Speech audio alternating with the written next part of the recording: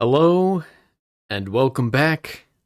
Today I'm trying something new. I am going to be recording this and then uploading it later because my internet has only gotten worse today. I apologize if this isn't quite the daily stream that I had initially promised, at least in my descriptions, but I hope that you'll be able to understand and forgive me for this. And also forgive the fact that I am now the only one who has this wonderful ability right here. I should add more of these. Anyway.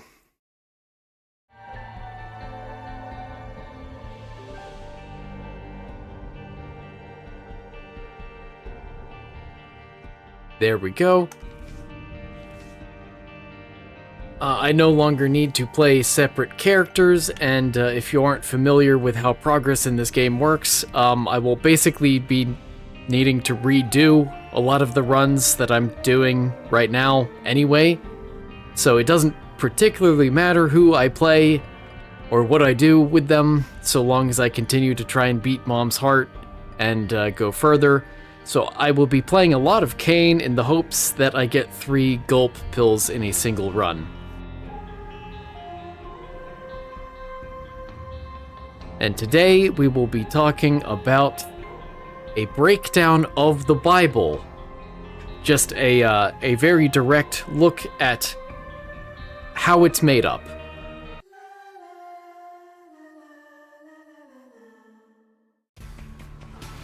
I don't like starting off blind. That's not great.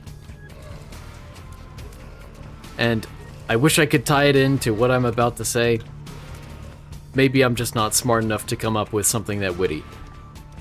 Hey, that's not a bad starting item. Okay. Well, it's not an item, it's a starting trinket, but still. The Bible. You've probably heard of it. It effectively means book, but it's a collection of sacred texts that are considered sacred to both...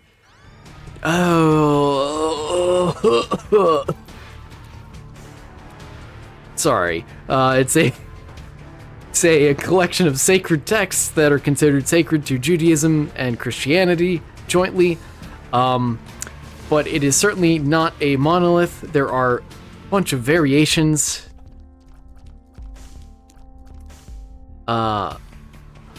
Namely that the Catholic Church includes some extra books, so what's that all about?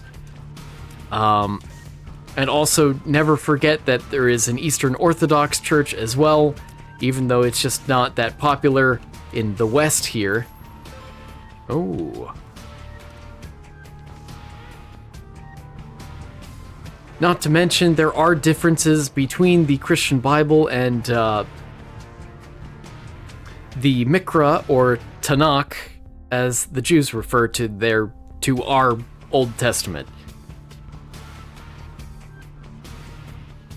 So I will, by and large, generally be talking about the Protestant Bible.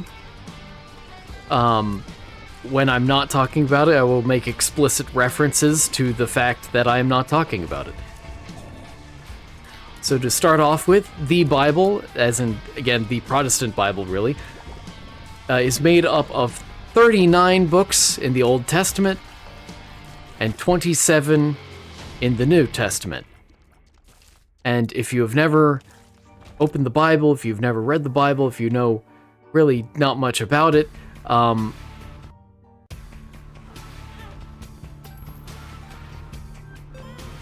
go ahead and take that risk. Then the first thing you should know about how the books of the Bible are organized is that it's entirely by genre. Not something most people expect. A lot of people, if they've never read the Bible or never encountered the Bible really outside of, Christianity is fairly popular in America, so you are likely to see an occasional Bible verse somewhere. But outside of that, if you don't have much contact with the Bible, you're liable to think that the Bible is just one big book of rules or commands, when in fact, it is a part of the Bible, sure, but it's a rather small part of the Bible.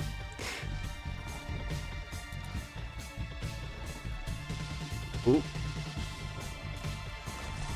Okay, I really wish I had a bomb. Okay. Alright. I wish I had more range, though, too. So, 39 books in what is considered the Old Testament, 27 in the New.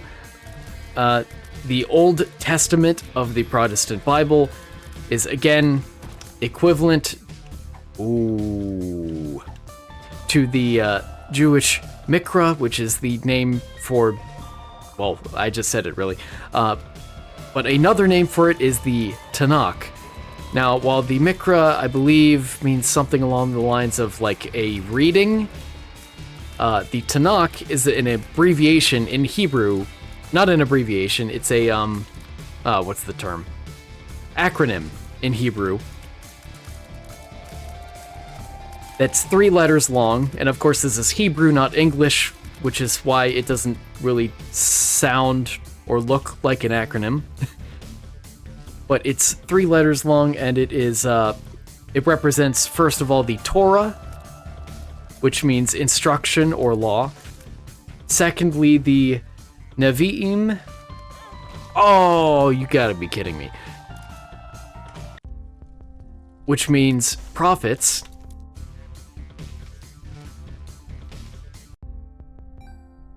I'll take this, and then I'll dump the rest of this.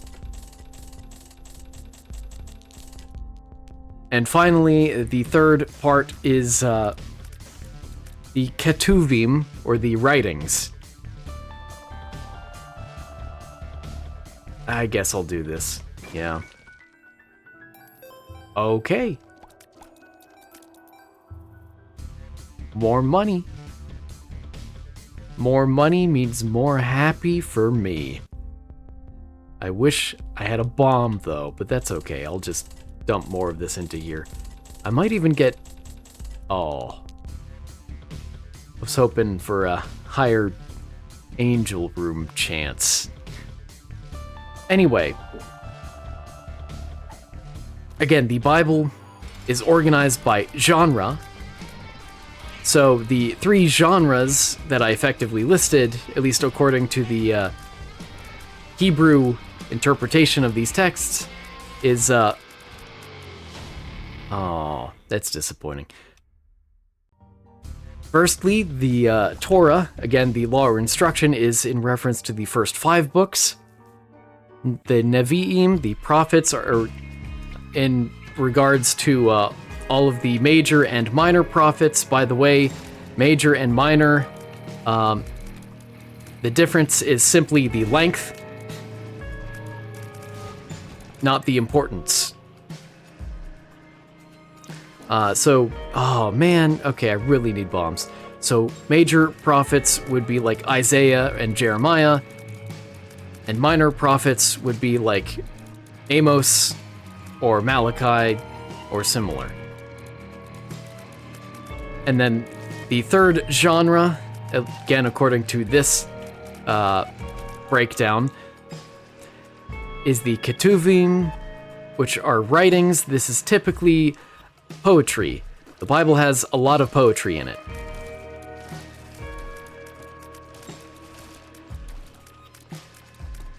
Now, in the Protestant Bible, this is organized a bit differently. I need bombs. I'll take the Black Heart.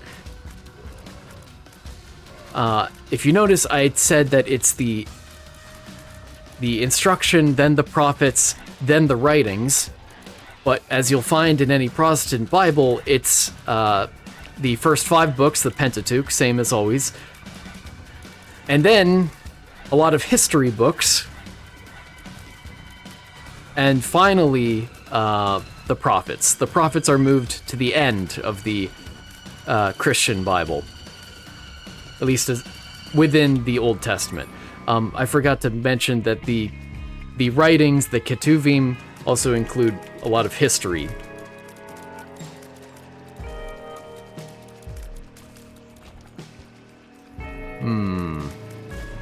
Oh, all right. Yes. Can I get a third bomb, though? I would really like one.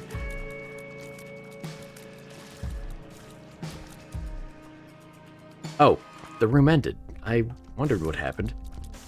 Why didn't I notice the room finishing up like that?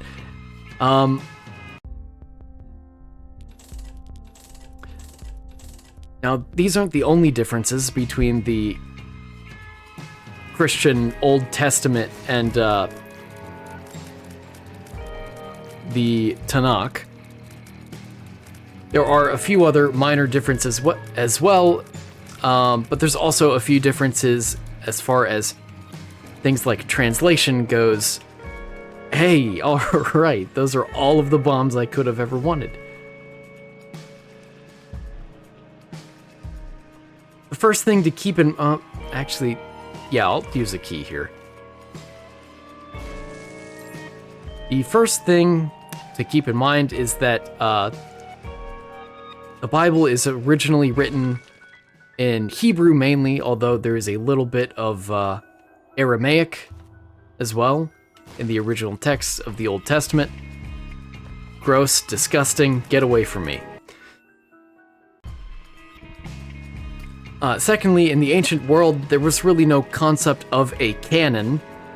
It's simply a collection of sacred texts that some people very well may revere more than others. People are free to disagree on which of the texts are important and which are not. And I need to take damage somehow. Let's see if this is a crawl space.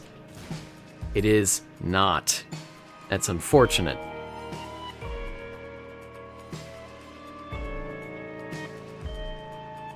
So again, different people could value different texts or not value other texts. Okay. So, even though there is no canon, at least in the ancient world, there is a bit of a canon. Oh, alright. I'll go ahead and use my...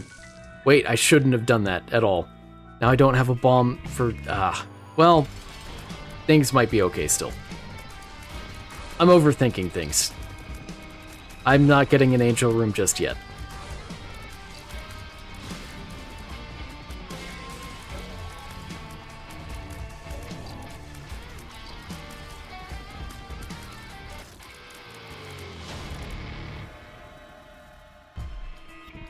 Okay, now to take damage and then sleep in a bed.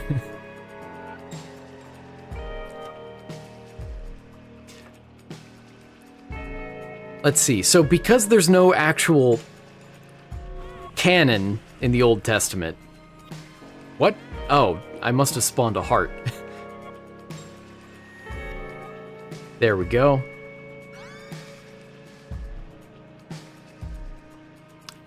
Now I just need to do that 9 more times. Yay.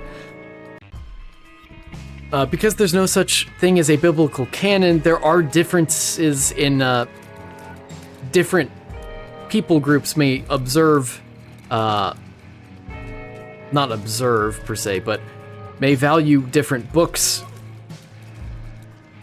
and may not value other books, and this is why we have disparities. Wow. Okay. Yeah, I should have seen that coming.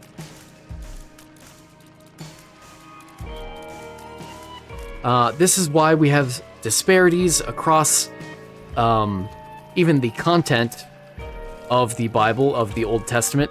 For example, Catholics and Eastern Orthodox Christians will have some additional books in the Old Testament that are, depending on who you ask, either called deuterocanonical, meaning that there's a second biblical canon involved, if they think they're authentic, but just not very mainstream, or apocryphal, which is a term that, before meaning bad or wrong, effectively just means it's of dubious origin.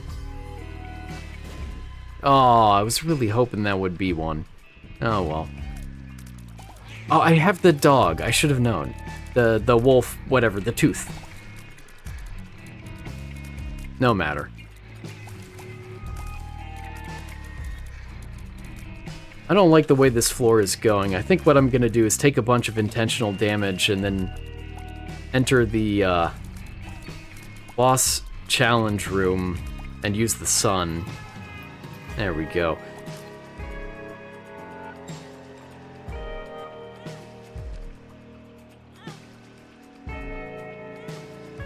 All right, what do we get in here? I guess. Oh.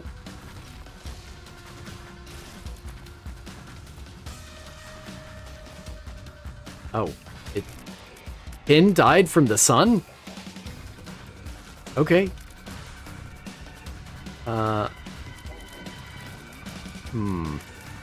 Another sun.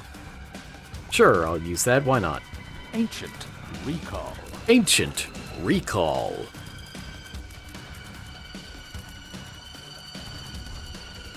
That was close. That was almost as close. No, don't make me pick up stuff. Oh.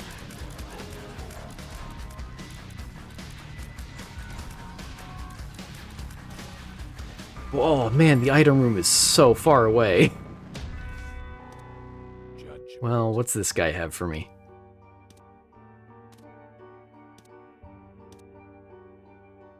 Why does that feel slower? Whatever.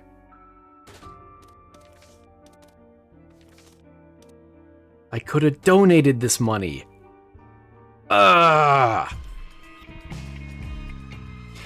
Anyway, back to what I was saying. So, there are extra books at the end of what is the Old Testament that, again, depending on who you ask, are either canon or not. These are typically things like Tobit and Maccabees, which you may recognize if you're Catholic, and you may not recognize if you are not Catholic. Or Eastern Orthodox. Again, I apologize if I'm not really representing Eastern Orthodoxy very well here. It's just not something I see very much of at all in America. All right. I'll go ahead and clear some extra rooms then. Ooh.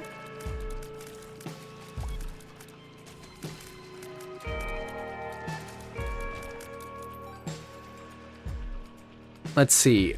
So you may be asking, if there's no canon in the ancient world, then why does there seem to be a canon currently, both in the Old Testament and among Jews, modern Jews? That's because from the 5th to 10th centuries, there was a group of Jews known as the Masoretes, the Masters of Tradition is what it's literally, what their name literally translates to, who effectively decided the broader Jewish canon for the Tanakh. Again, between mainly the 7th to 10th centuries, they decided these, and although not all Jews agree with it, the majority do. So there is a sort of canon derived from them and their work, their translations, and their what's the term I'm looking for? Copying. They're copies of the scriptures that they made as well. Because keep in mind, even before texts were copied, or even before they're translated, they tend to be copied a lot because in the ancient world, you know, there's no printing press or anything. There's no easy way to get copies of a text. So scribes are an entire career that have vanished to history effectively. Maybe I didn't word that super well. Oh, there's only one location where this could be. Nice. I don't need it.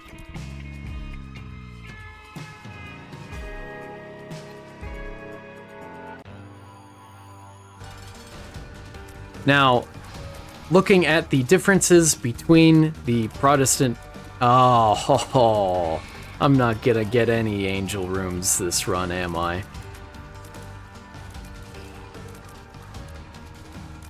Looking at the differences between the Old Testament and the Protestant Bible versus the Tanakh, the catacombs, you may first notice that some books are split into multiple parts. For instance, 1st and 2nd Samuel, and 1st Chronicles and 2nd Chronicles. These are typically because the original scrolls, which these were recorded on, were simply too large to fit on a single scroll.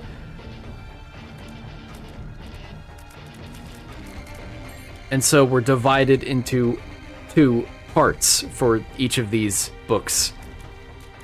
Also, another key difference is the minor prophets.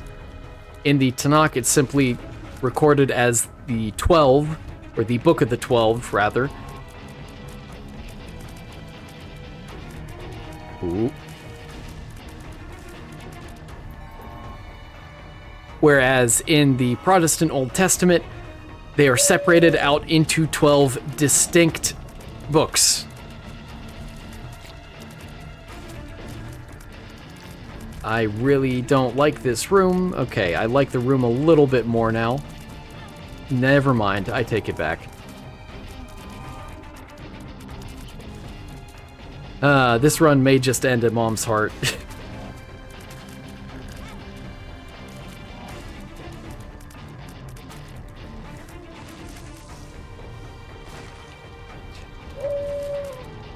And lastly, there are some differences in how the books are translated. Now, there are many different translations of the Bible available, and admittedly, some of them have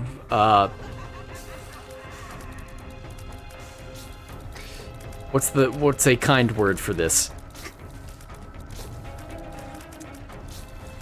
Some of them may have biases in their translations. That is certainly a factor, but the biggest reason why you may find differences in translations between what the Jews consider Holy Scripture and what Christians consider Holy Old Testament Scripture is due to the Septuagint, which is a rather famous translation of the Tanakh into Coptic Greek.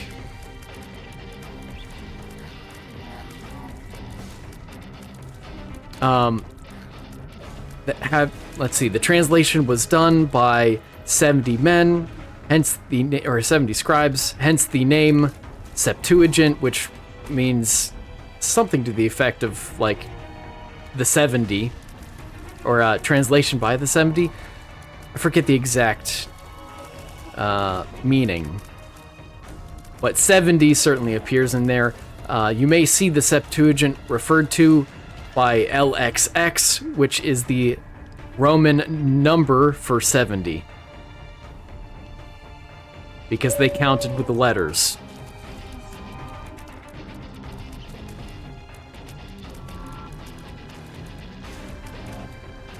So there are a few issues, per se, with the translation of the Septuagint, in particular how they chose to translate some of the things. Wait a minute. Okay, I just completely didn't cross my mind when I came through earlier. Lucky toe! There are some curious translation choices in the Septuagint, but also the fact that if you're gonna translate the Septuagint into English now, there are 2 translations you are making rather than just one, which is going to further complicate the translation. So a more direct translation from Hebrew or Aramaic into English is generally preferable. I guess I'll take this. What a sad run. I think I said that last time too. That's most of these early runs.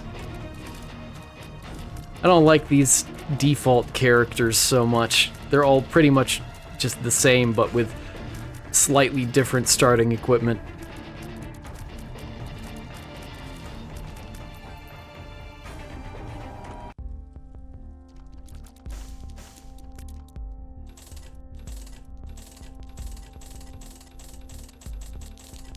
Well, I'm surprised I'm still able to donate. Having donated as much as I've had this run.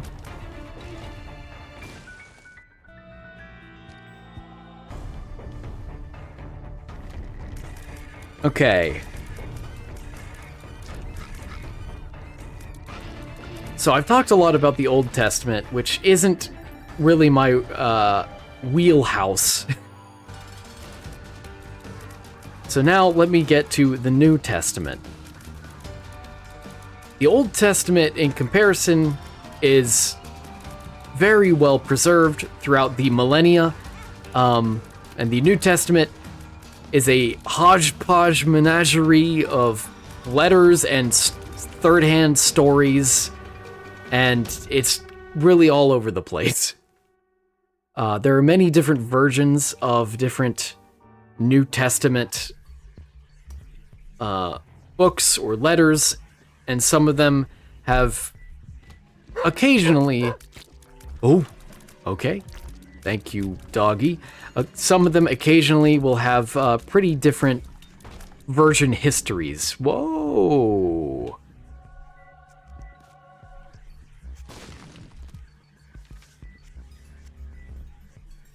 $3 bill. I guess I'll take that.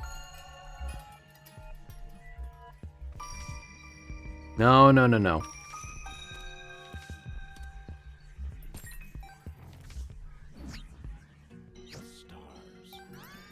Okay.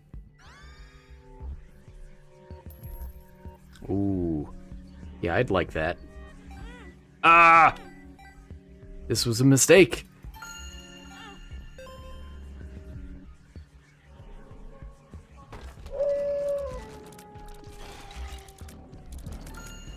So, the New Testament is also organized by genre. The genres are a bit different. Oh. And yet, they're mostly the same, which is pretty cool.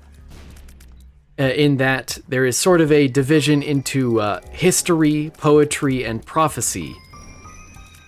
Or at least, that's how the Old Testament is considered to be organized in Christian Bibles. We don't typically separate out the first 5 books as being anything that special like the Jews do.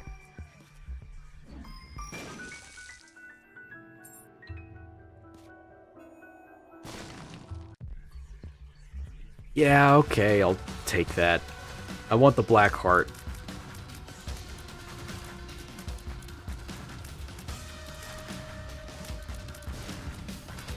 Oh.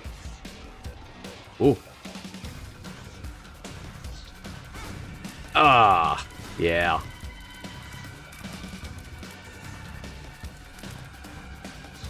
No, no, no, no. Ah, I hate these guys.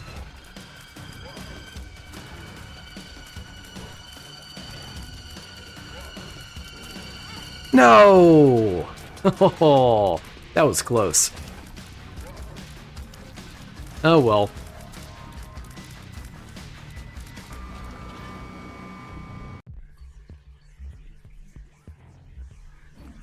Would giving myself an eternal heart there have saved me? Does that not reset the, or does that not affect the counter? I'm not sure. Hey! No, I need to donate it all.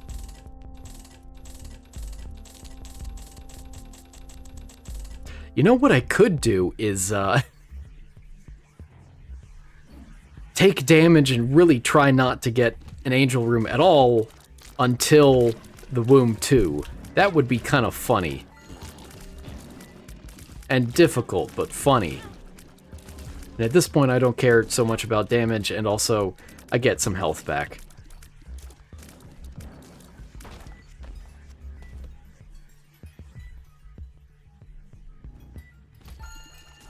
Let's see. So, in the New Testament, the division of genres is something like the life of Jesus and the birth of the early church being the first division, the second division being letters to churches and individuals, and finally the book of Revelations is off on its own, being the only book that is about prophecy in the New Testament. Or at least the only book that is explicitly, or exclusively, about prophecy, rather.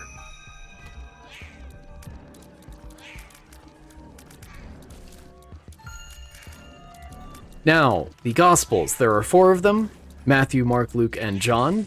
Again, you're probably familiar with at least the names there. Matthew, Mark, and Luke are called the Synoptic Gospels because they have a very, very similar perspective to them, and it is very commonly believed that Matthew and Luke are both based off of Mark. That is, Mark is the first of the... I guess I'll take that. Mark is supposedly the first of the Gospels to be written down, and it is a collection of secondhand stories about Jesus, rather than being written by some... Oh, that is... I mean, it's a second guppy item, but that is mean. But, wait, I have the, I'm gonna take it, actually. I have the prayer card.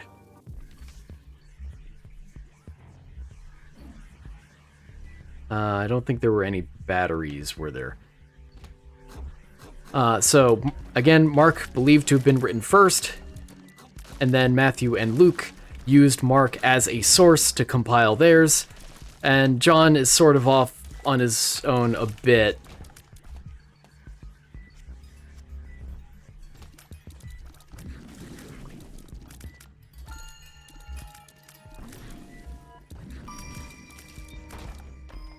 I'm considering how much I want to go into depth regarding the Gospels. I guess not that much. I can always talk about them at a later time.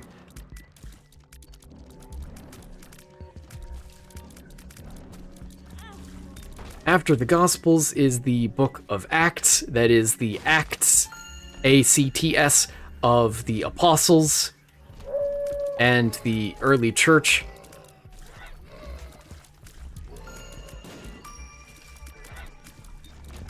And again, it is sort of a history, same with the, same as the, oh man, I really need to beat Bomb for that. That sucks. Let me go all the way back up and donate first.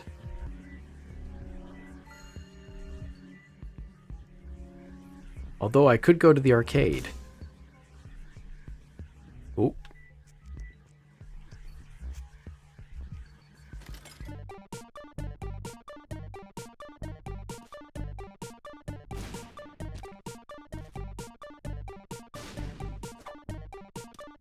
And great. What a great use of time that was.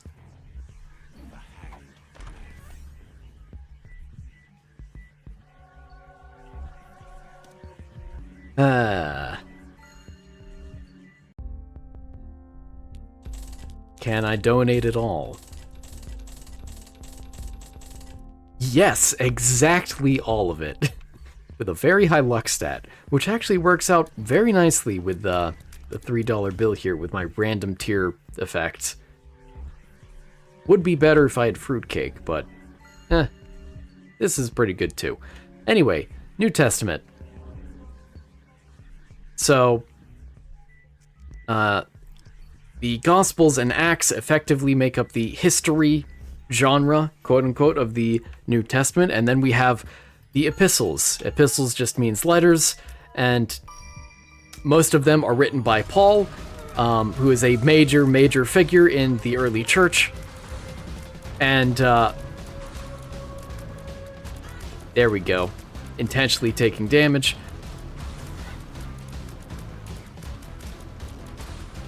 And Paul's various letters are all organized by length.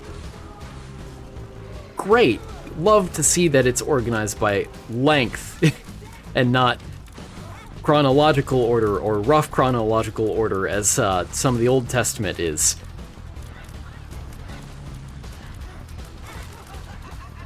Let's not die here. Ooh.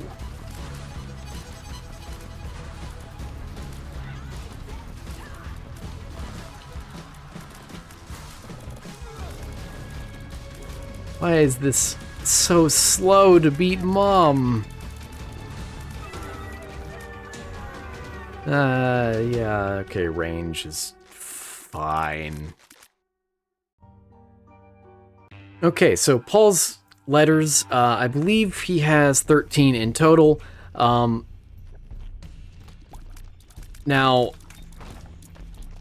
there is some, gulp. Oh, that's one gulp pill. Can I find two more? Probably not, but who knows. Out of Paul's 13 letters, it's not really believed that Paul actually wrote all of them. As it turns out, in the ancient world, it's a pretty common genre of impersonating famous people writing letters. So it is not only plausible that a few of Paul's letters are inauthentic, but also there's I think it's likely that at least 2 Timothy, if not also 1 Timothy and Titus, are not actually written by Paul.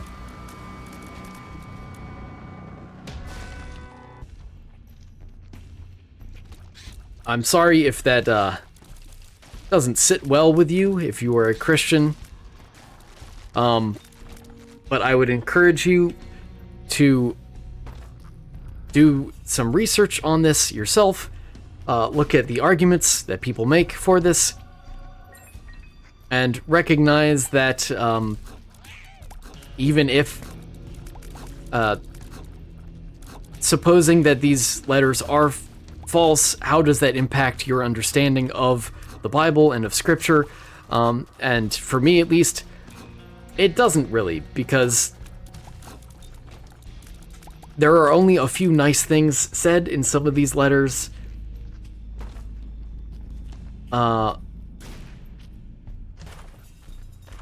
And I'm okay with going without them, because there's also some weird stuff in 2 Timothy especially that I don't feel super comfortable with. Not because it's like me,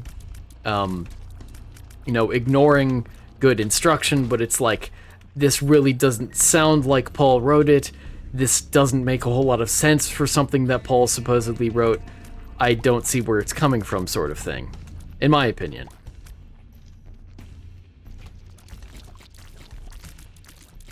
So scholars typically categorize Paul's letters into authentic Pauline letters, there are 7 of them where Paul absolutely definitively existed and wrote these 7 letters. There are 3 letters that scholars are pretty certain Paul probably didn't write, and again, those would be Titus and 1st and 2nd Timothy. And then, lastly, there are 3 letters where it is debated who authored them. It could be Paul, it might not be. Now, many Christian scholars will argue that most, if not all, of Paul's letters are actually written by Paul, but I think that is a bit of a difficult stance to defend properly. You need to make a lot of assumptions in order for something like 2 Timothy to make sense. Whoa, whoa, whoa, whoa, whoa, whoa, whoa, whoa.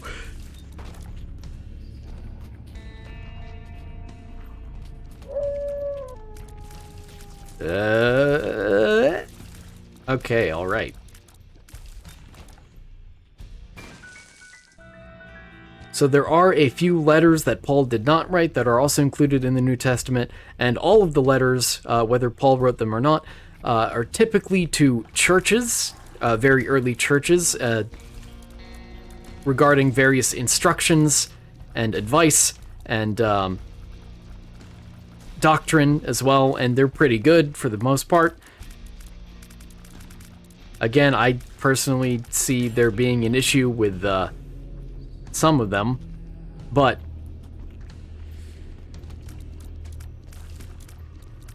that was very close. But there is still a lot of really, really good stuff in there that is absolutely worth reading and considering to be part of the Christian canon. I totally understand it.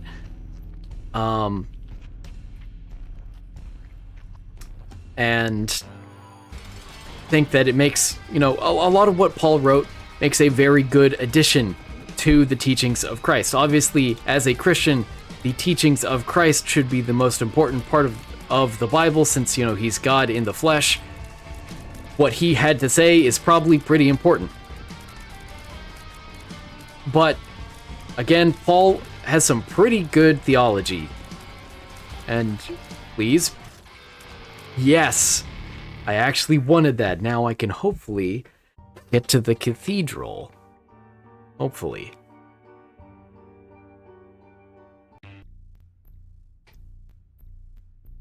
Okay, so again, finishing off the New Testament organization. There are a few. Also, I need to really focus now, I just realized, and not get hit at all, ideally.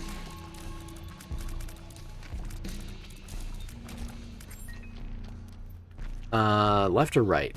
Right, it is.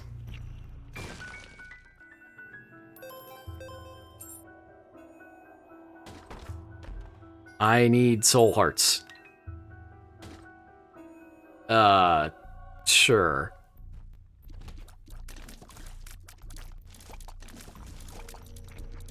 Okay.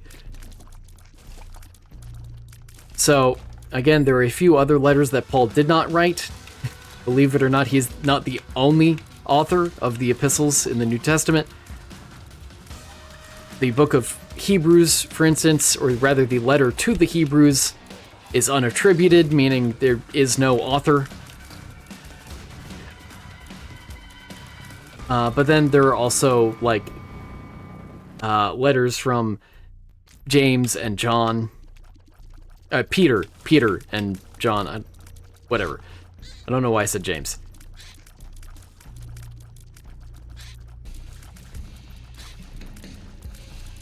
And lastly is the very ever-famous Book of Revelations, which has garnered a lot of fame and infamy, I guess, depending on who you ask. it also has... Well, so... Again, a lot of the New Testament started off as letters, right?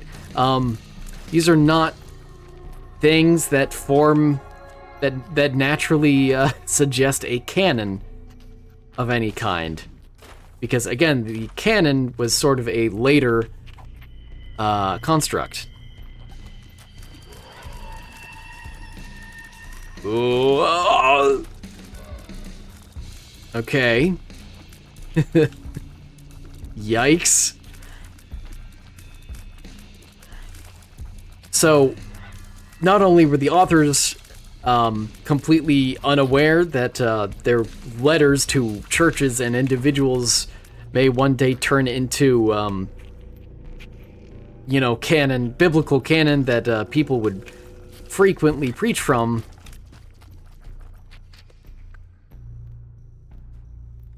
Oh, this might not be good. Unless I'm pretty good at this game. And I think the votes are in.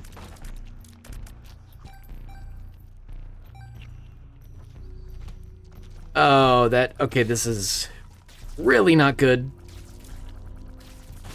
Okay, made it. That's gulp number 2. Oh, can I get gulp number 3? I guess I'll take a missing page. It doesn't really do anything for me. Oh, my blunder. My folly. Actually, watch battery makes more sense. So, my point in, the point that I was making just a minute ago is that, not only was this stuff not really meant with a canon in mind, but that, we don't have the original versions of, a lot of these letters, or even the Gospels. It's time to lose it all. Unless...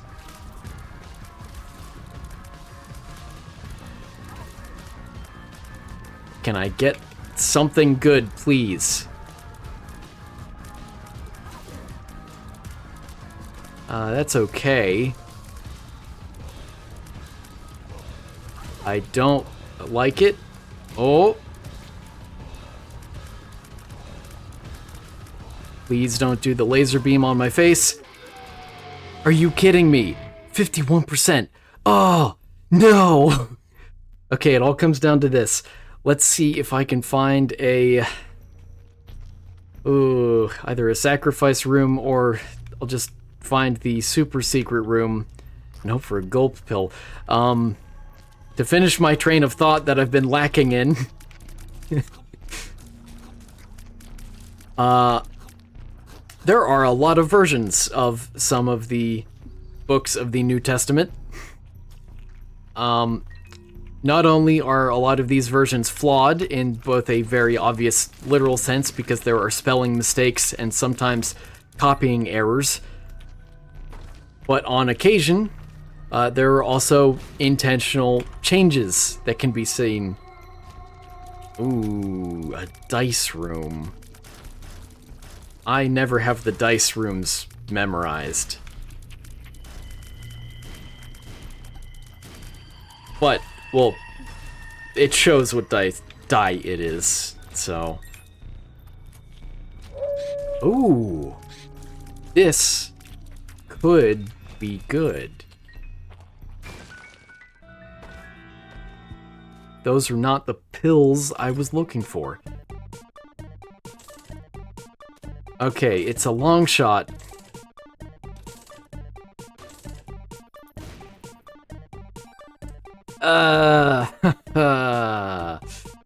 Okay. Well, I need to use a blood donation machine a lot.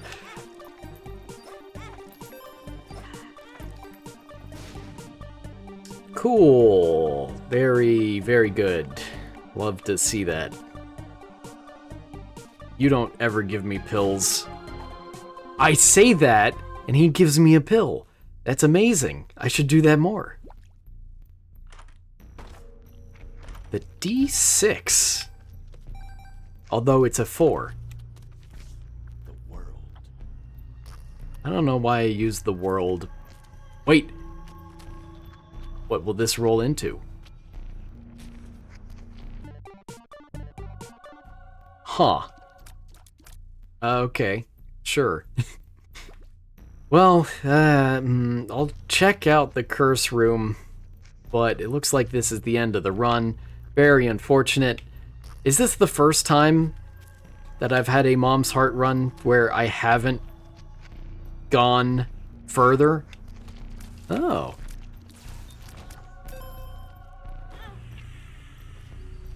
Very interesting. That would have been nice. I suppose it is. Anyway, to finish up my final thoughts, there is no book with more greater variation amongst the copies of it than the Book of Revelations, which is why I sort of say that it has a bit of infamy to it. What is this ending?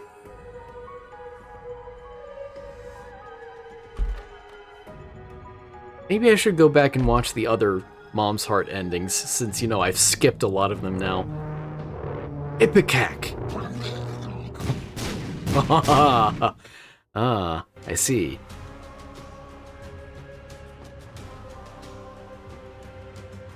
Anyway, that's the basic organization of the Bible. And in the future, I'm sure to discuss the Bible a lot more. But thank you for joining me, and hopefully this process is a lot smoother than attempting to stream and having my internet crap out on me.